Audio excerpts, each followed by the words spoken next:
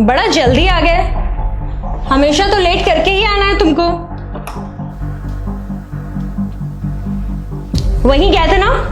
क्यों गए थे? अरे यार मैं तुमसे कुछ पूछ रही हूँ, जवाब क्यों नहीं दे रहे हो?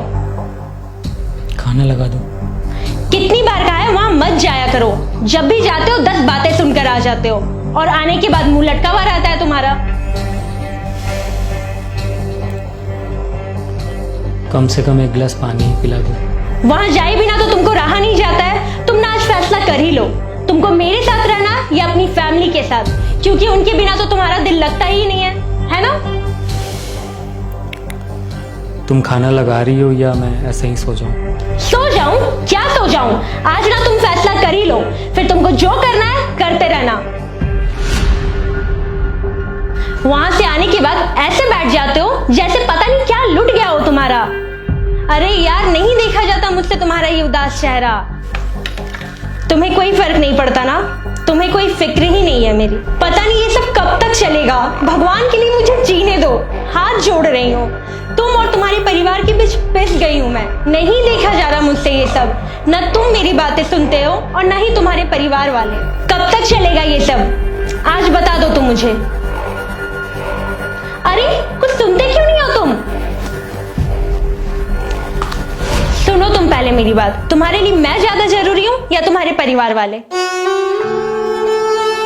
मेरे लिए सबसे ज्यादा जरूरी मैं था। मैं मरा नहीं हूं, लेकिन अब जिंदा भी नहीं हूं। ऐसा लगता है जैसे कोई जिंदा लाश हूं मैं। तुम्हें लगता है कि तुम्हारे लिए मैं अपने घर वालों को छोड़ दूं, और उन्हें लगता है कि मैं शादी के बाद अब उनका नहीं रहा।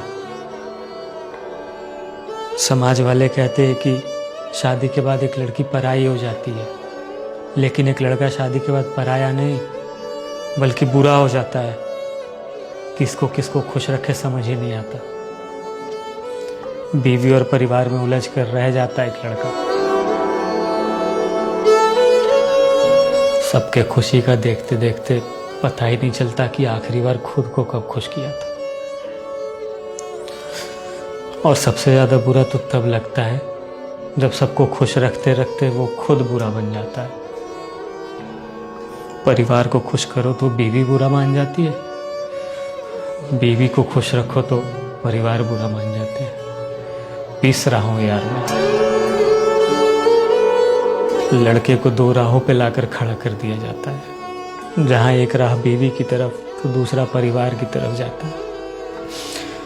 नहीं चल सकता मैं दोनों राहों को साथ लेकर। एक को चुनूं तो दूसरे के नजर में गलत हो जाता हूं मैं। तुम तो अपने माँ पापा से रोज बात करती हो, लेकिन मैं तो अपने घर वालों से खुशी का इजहार तक नहीं कर पाता हूँ। खुशी तो छोड़ो, बात तक नहीं कर पाता हूँ। मुझे पता ही नहीं कि क्या बात करूँ। शादी के पहले तो सब कुछ ठीक रहता है, तो फिर शादी के बाद सब बदल क्यों जाता है? मैं पहले बहुत अच्छा लड़का था, लेकिन अब सबसे बुरा बन गया हूँ। तुम मुझे कहती हो कि अपने परिवार को छोड़ दो।